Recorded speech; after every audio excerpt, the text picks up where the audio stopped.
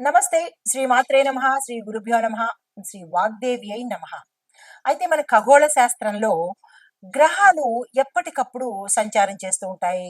ఇక్కడి నుంచి ఈ రాశిలోంచి ఆ రాశిలోకి ఇలా తమ చలనాలను ప్రారంభిస్తూ ఉంటాయి. అయితే ఈ చలనాలు, ఈ పరిభ్రమణలు ఒక్కొక్కసారి 2 గ్రహాలు, ఒక్కొక్కసారి 3 గ్రహాలు ఇలాగా వాటి భ్రమణంలో, వాటి పయనంలో కలుసుకునే అవకాశాలు కలుగుతూ ఉంటాయి. ఈ అవకాశాలని మనము సంయోగము అంటాము. అయితే ఈ సంయోగాలు కొన్ని కొన్ని పాపగ్రహాలు, కొన్ని మంచి గ్రహాలు కలిసి ఆహ్, విపరీతమైన ఫలితాలు కొంతమంది ఇస్తే, కొంతమంది మంచి ఫలితాలను ఇస్తూ ఉంటారు. అయితే 2 పుణ్యగ్రహాలు కలిస్తే వచ్చేవి రాజయోగము, మహారాజయోగాలు కలుగుతూ ఉంటాయి. ఈ కలయిక వల్ల ఈ రాజయోగాలనేవి మనకి ఒక్కొక్కసారి ప్రతి నెల జరుగుతుంటాయి. కొన్ని సార్లు రోజుల్లోనే జరుగుతూ ఉంటాయి. ఇలా వాటి పరిభ్రమణాన్ని మనం ఇంత అని లెక్క కట్టలేని పరిస్థితి. అయితే దృక్పంచాంగం ప్రకారము, జ్యోతిష శాస్త్ర ప్రకారము గ్రహాలు నిర్దిష్ట సమయంలో ఒక రాశి నుంచి అంటే ఈ పర్ఫెక్ట్ టైం నుంచి ఈ పర్ఫెక్ట్ టైం వరకు సంచారం చేస్తే ఆ సంచారాలు, ఆ గ్రహాల సంయోగము, ఆ సంచారాన్ని మనము మహారాజయోగము అంటామనమాట. అయితే ఇప్పుడు మనకి మార్చి నెలలో జరగబోయేది ఏంటంటే మీనరాశిలోకి సూర్యుడు, శుక్రుడు ఇద్దరు వస్తున్నారు. ఇంతకు ముందే మనకి ఫిబ్రవరి నెలలో రవితో పాటు బుధుడు కలిశాడు. విశేషమైన యోగాన్ని ప్రసాదిస్తున్నాడు 12 రోజుల పాటు. అలాగే ఇప్పుడు మీనరాశిలోకి రవితో పాటు శుక్రుడు కలుస్తున్నాడు. మహారాజయోగం అనమాట. ఇంకా చెప్పేదానికి ఏముంది? శుక్రుడు విశేషమైన గ్రహము. రవి ఆరోగ్య ప్రదాత. ఇంకా ఆయన ఇవ్వలేనిది ఏమిటంటూ ఉంది గనక. అయితే మార్చి నెలల్లో గ్రహరాజు అయిన సూర్యుడు మీనరాశిలోకి ప్రవేశం చేస్తున్నాడు. అంటే మకరము మనకి సంక్రాంతి అప్పుడు ఎక్కడికొచ్చాడు? మకర రాశిలోకి ప్రవేశించాడు.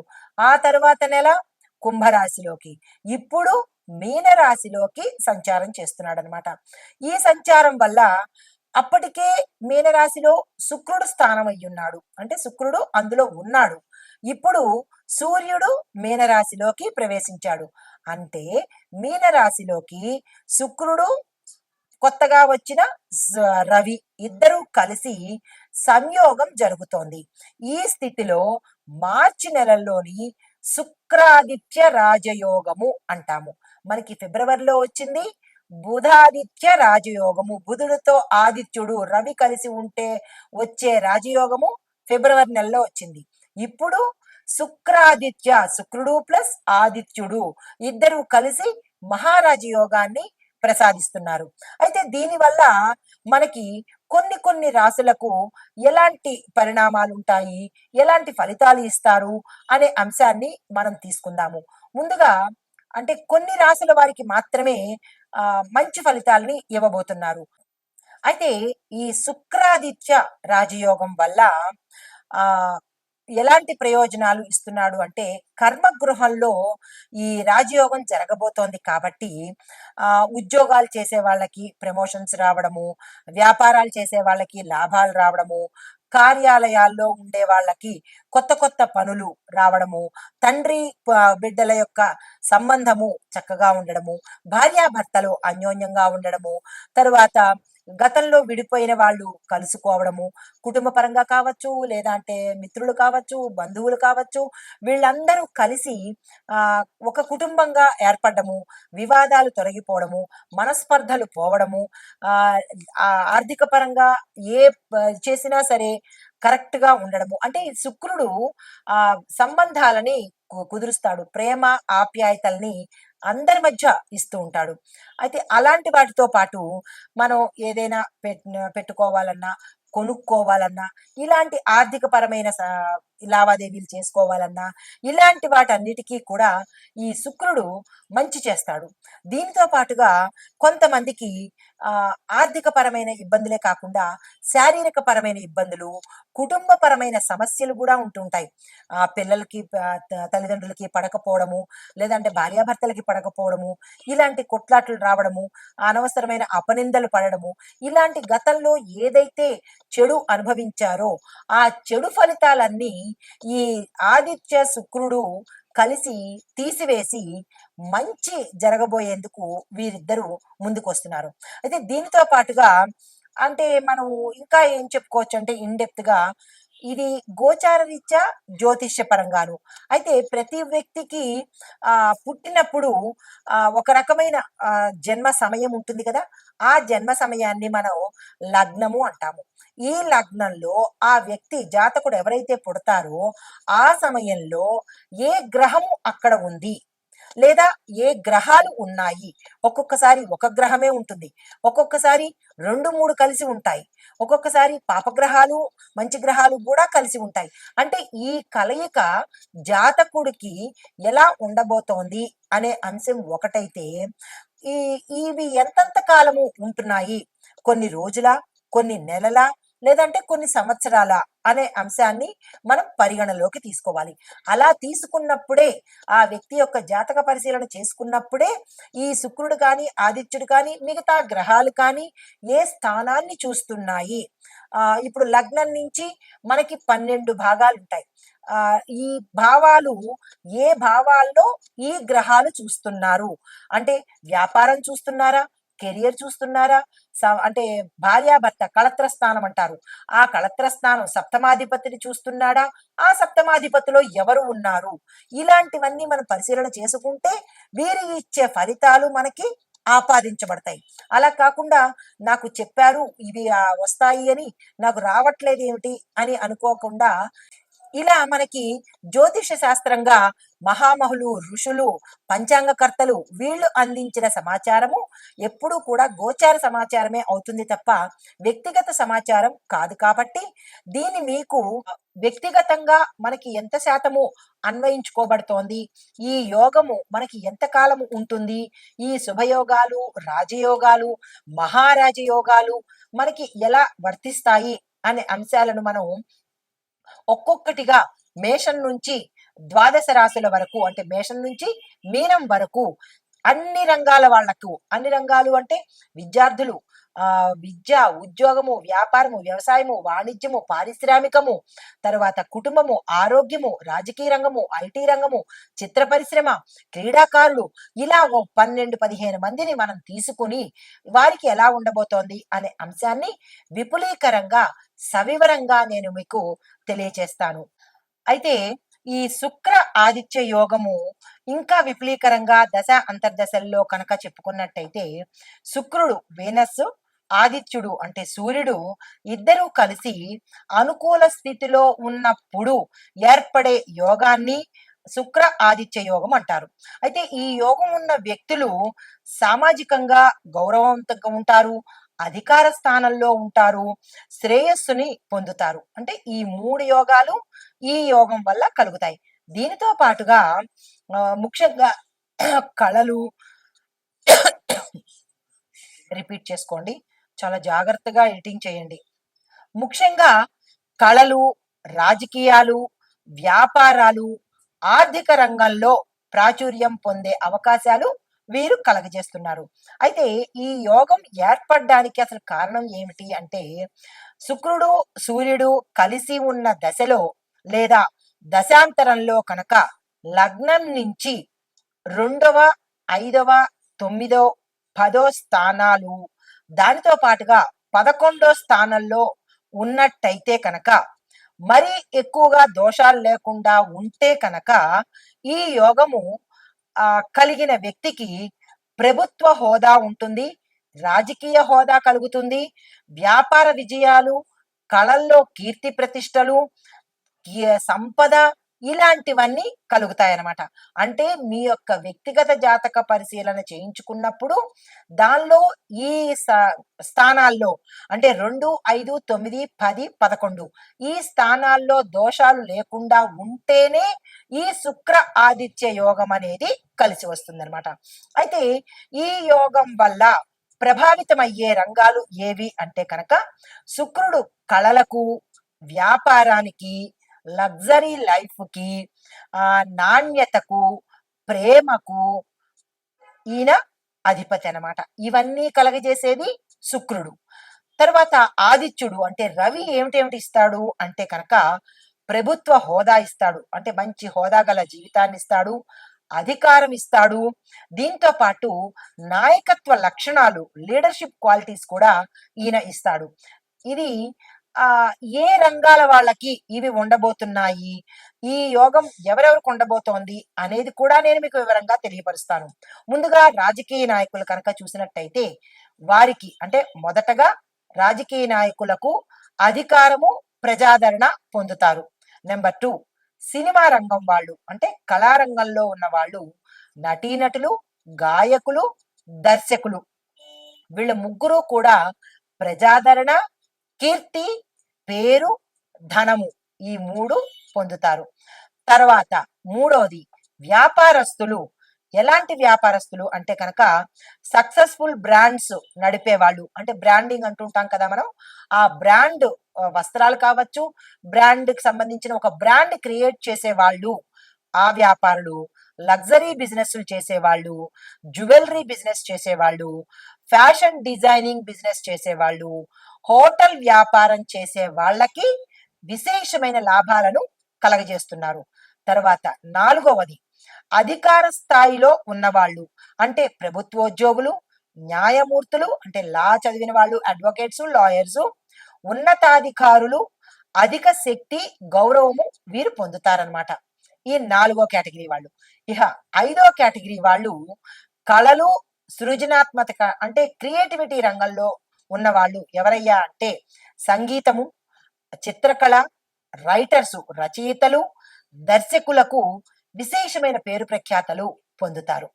అయితే 6వది ఆర్థిక రంగము అంటే బ్యాంకింగు, స్టాక్ మార్కెట్, పెట్టుబడిదారులు ఈ రంగంలో ఉన్న వాళ్ళకి విశేషమైన ధన సంపదను ఇవ్వబోతున్నాడు.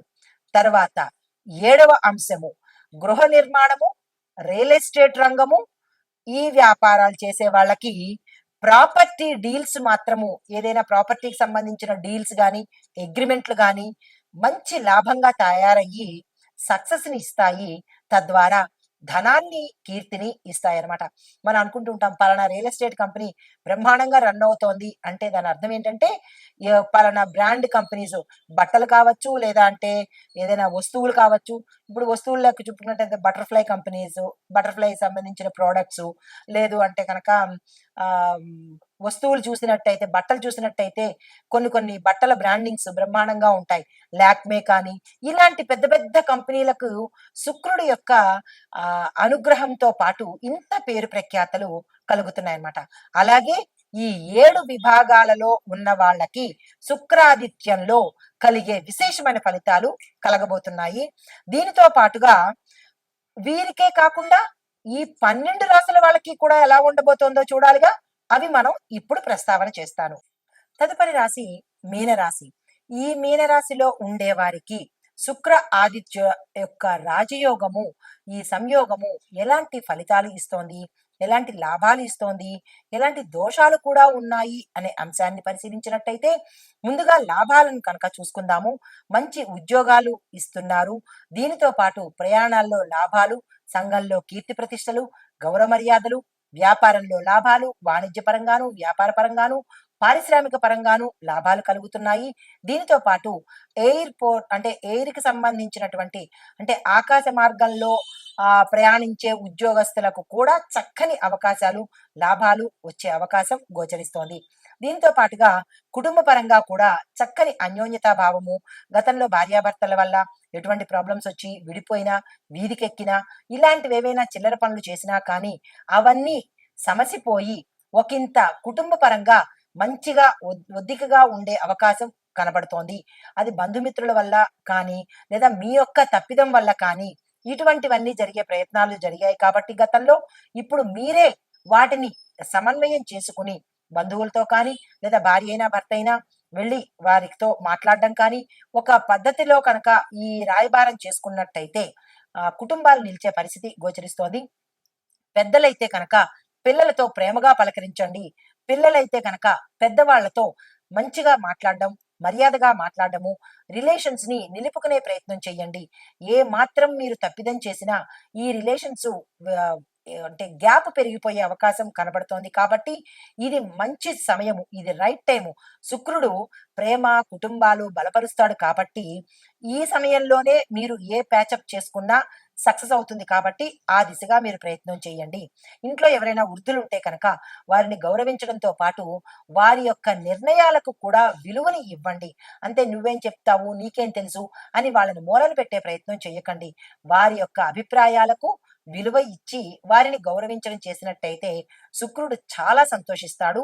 మరింత మంచి ఫలితాల అవకాశం కనబడుతుంది. దీనితో పాటుగా ప్రయాణాలు, మీరు ఏ ప్రయాణం చేసినా అవి లాభాలకే దారితీస్తాయి. మీరు క్యాజువల్ గా వెళ్ళినా అక్కడ ఏదో ఒక పరిస్థితి ఏర్పడము, అక్కడ మీకు వ్యాపారానికి సంబంధించో, ఉద్యోగానికి సంబంధించో, ఏదో ఆర్థిక పరంగా ఏదో ఒక లాభం మీకు ఆ ప్రయాణాల్లో గోచరిస్తుంది అనమాట. దీనితో పాటుగా కుటుంబ పరంగా ఇందాక అనుకున్నట్టుగా జాగ్రత్తలు తీసుకోండి. ఏదైనా పెట్టుబడులు పెట్టాలంటే కూడా ఈ సమయం చక్కని సమయము, ఆ ప్రయత్నాలు చేసుకోండి. అయితే దోషాల గురించి కనుక చూసినట్టయితే ఆర్థికంగా ఒత్తిడి ఎక్కువ అయ్యే అవకాశం కనబడుతోంది. అంటే ధనానికి సంబంధించిన ప్రెషర్ మీరు ఎక్కువగా తీసుకునే అవకాశం ఉంది కాబట్టి ఆ ప్రెషర్ ని తగ్గించుకోండి. దీనితో పాటుగా అనారోగ్య సూచనలు గోచరిస్తున్నాయి. జాగ్రత్తలు తప్పనిసరిగా తీసుకునే ప్రయత్నం చేయండి. అయితే మీకు చెప్పదగిన పరిహారము రవి గాయత్రి మంత్రము, శుక్రగ్రహ శాంతి, ఈ రెండు తప్పనిసరిగా చేయించుకోవాలి. ఎటువంటి వాళ్ళైనా సరే ఇవి మర్చిపోకండి, ఈ ప్రయత్నం చేయండి. దానితో పాటుగా రవి గాయత్రి మంత్రం జపించేటప్పుడు కానీ, ఆ రోజంతా కానీ మాంసాహారాన్ని తినొద్దు. తరువాత ఉప్పు చేర్చుకొని మీరు మీ పదార్థాల్లో ఉప్పును తప్పనిసరిగా చేర్చుకోండి. దానితో పాటుగా మద్యాన్ని ఆ రోజుకి వదిలేయండి. బ్రహ్మచర్యాన్ని తప్పనిసరిగా పాటించండి. ఈ నియమాలను పాటించుకున్నట్టయితే రవి శుక్రుల యొక్క ఫలితాలను ఇంకా విశేషంగా అనుభవించే ప్రయత్నం చేయొచ్చు. అయితే ఈ పరిహారాలు అన్నీ కూడా జ్యోతిష్య పరంగా మన ఋషులు కానీ, పండితులు కానీ, పంచాంగకర్తలు కానీ సూచించినవి, గోచార రీత్యా చెప్పదగినవే కాబట్టి ఆ మీరు ఇంకా వివరంగా తెలుసుకోవాలి, వ్యక్తిగతంగా తెలుసుకోవాలి, ఈ శుక్రుడు రవి మా జాతకంలో ఎక్కడ ఉన్నారు అనే అంశాన్ని, ఏ ఫలితాలు ఇస్తున్నారు అనే అంశాన్ని మీరు పూర్తిగా తెలుసుకోవాలి అంటే కనుక మీరు సంప్రదించినట్టయితే సవివరంగా తెలియజేయడం జరుగుతుంది. అయితే ఇప్పుడు మనము ఆ ప్రతి ఒక్క రాశికి ఎట్లా ఉండబోతోందో చూసుకున్నాం కదా. ఓవరాల్ గా ఈ శుక్ర ఆదిత్య రాజయోగము యొక్క శక్తిని పెంచే పరిహారాలు ఏంటంటే కనుక, మొదటిది శుక్రగ్రహ శాంతి కోసము శుక్రవారం లక్ష్మీదేవి పూజ తప్పనిసరిగా చెయ్యాలి. నోట్ చేసుకోండి, స్కిప్ చేయకుండా చూడండి. తరువాత తెల్లని వస్త్రాలు తప్పనిసరిగా ధరించాలి.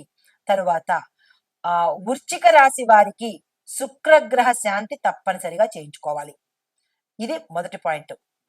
రెండో పాయింట్, సూర్యుడు బలంగా ఉండాలి అంటే కనుక ఉదయము సూర్య ఆరాధన తప్పనిసరిగా చేయాలి. సూర్యోదయ సమయానికి సూర్యుడి ఆరాధన చెయ్యాలి. దానితో పాటుగా ఆదిత్య హృదయాన్ని తప్పనిసరిగా పారాయణ చెయ్యాలి. మూడోది, తరువాత ఆ ఆదివారాలు అంటే ప్రతి ఆదివారము ఉప్పుని మీ ఆహారంలో లేకుండా చూసుకోవాలి.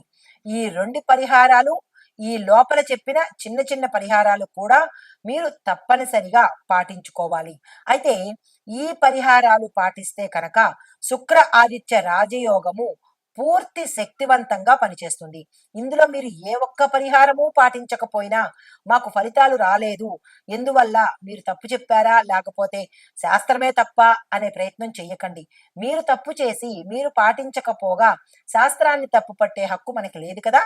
కాబట్టి ఎన్ని ఆటంకాలు ఎదురైనా వాటిని అధిగమించి విజయాన్ని పొందాలి అంటే కనుక, ఈ ఫలితాలన్నీ పొందాలి అంటే కనుక తప్పనిసరిగా నేను చివరిలో చెప్పిన ఈ పరిహారాలు ప్రతి ఒక్కరూ పాటించవలసిందే. ఇందులో ఎక్సెప్షన్ లేదు, డిస్కౌంట్ లేదు, అమెండ్మెంట్స్ కూడా ఏమీ లేవు.